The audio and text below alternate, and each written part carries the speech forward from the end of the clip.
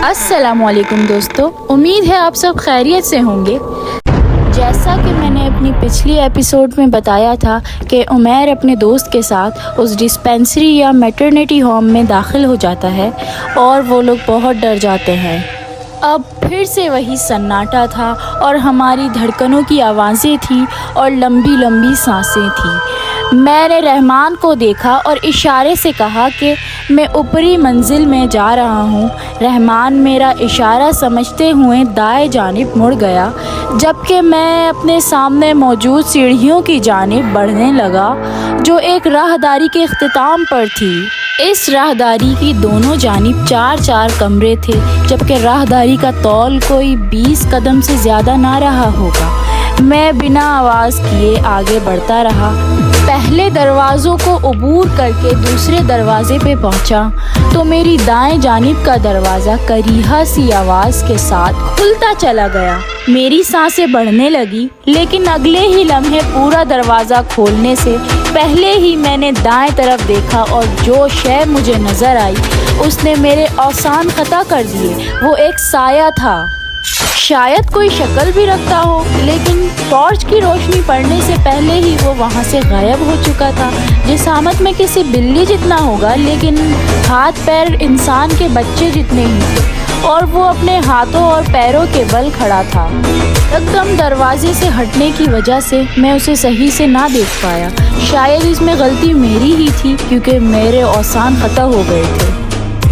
پھر میں نے سوچا یہ جگہ رحمان کے لیے ہی رہنے دوں، کہیں ایسا نہ ہو کہ وہ میرا مذاق بنا ڈالے کہ رحمان اوپری منزل تک بھی نہ گیا۔ بہرحال میں نے آگے جانے کا فیصلہ کیا اور سیڑھیوں تک جا پہنچا۔ اس بیچ معمولی ٹھک ٹھک ہوتی رہی، لیکن میں اپنے اوزان پہ قابو پا چکا تھا اور فیصلہ کر چکا تھا کہ اوپری منزل پہ لازمی جاؤں گا۔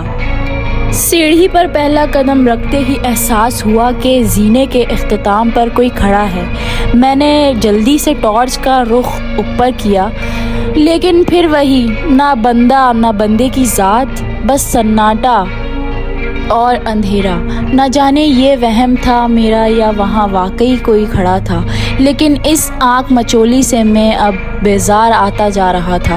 اوپر سے عجیب سا ذہنی دباؤ محسوس ہو رہا تھا، جس کی وجہ سے طبیعت میں الجھن آتی جا رہی تھی اور غصہ بڑھتا جا رہا تھا، جیسے جلدی سے اوپر جاؤں اور اوپر جو کچھ بھی ہے اسے 2-4 تھپڑ رسید کر دوں۔ بہرحال میں اس آنکھ مچولی کو نظر انداز کرنے کے بعد اوپر پہنچ ہی گیا۔ یہ ایک بڑا کمرہ تھا جس میں دونوں جانب 4 بیڈ لگے ہوئے تھے، جو شاید پچھلی صدی سے ایسے ہی پڑا تھا۔ میں ٹارچ ہاتھ میں تھامے آگے بڑھا اور ابھی آدھا کمرہ ہی پار کیا تھا کہ سامنے موجود دروازے سے ایک جوان اور زندہ سلامت لڑکی دوڑتی ہوئی آئی۔ اس کے سفید کپڑوں پر خون جمع ہوا تھا، بال بہت ہی بکھرے ہوئے تھے اور آنکھوں میں وحشت تھی جس سے آنسو بہہ رہے تھے۔ اگر آدھا لمحہ بھی میں رکتا وہاں تو وہ لڑکی مجھے ٹکرا جاتی۔ میں نے جلدی سے بائیں جانب چھلانگ لگائی اور ساتھ ہی پڑے بنجر بیڈ سے ٹکراتے ٹکراتے بچا۔ وہ لڑکی کمرے کے آخر میں پہنچ کے رونے لگی اور ہلکی آواز میں سسکیوں کے ساتھ کچھ کہتی رہی۔ میری چھٹی حس نے کام کیا اور میں جلدی سے اس کی طرف بڑھا، ساتھ ہی اونچی آواز میں کہتا گیا، کوئی ہے؟ پولیس کو بلاؤ، تم لوگ کہیں نہیں بھاگ سکتے۔ یہ کہتے ہوئے میں اس لڑکی کے پاس پہنچا اور آہستہ سے کہا کہ گھبراؤ مت، ان لوگوں سے پولیس نمٹ لے گی۔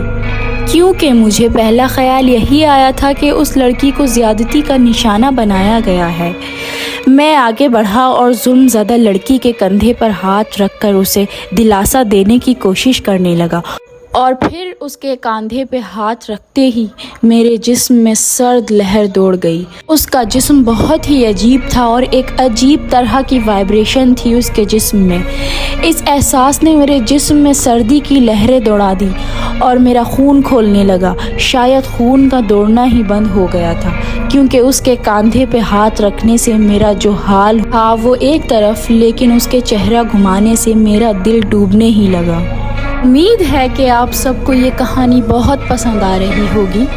ملتے ہیں اگلی ایپیسوڈ میں. جب تک کے لیے خدا حافظ. سبسکرائب کر دیجئے, لائک کر دیجئے, کامنٹ کر کے ضرور بتائیے کہ آپ کو یہ کہانی کیسی لگ رہی ہے, اور گھنٹی کے بٹن کو ضرور دبائیے گا تاکہ ہر نیو آنے والی ویڈیو آپ تک آسانی سے پہنچ جائے. اللہ حافظ.